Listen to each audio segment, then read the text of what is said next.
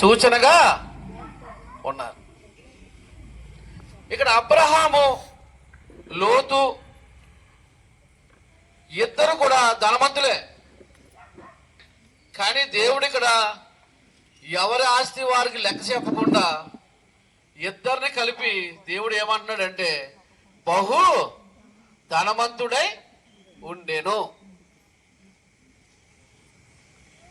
మనం ఇక్కడ చూడవలసిన మాట ఏంటంటే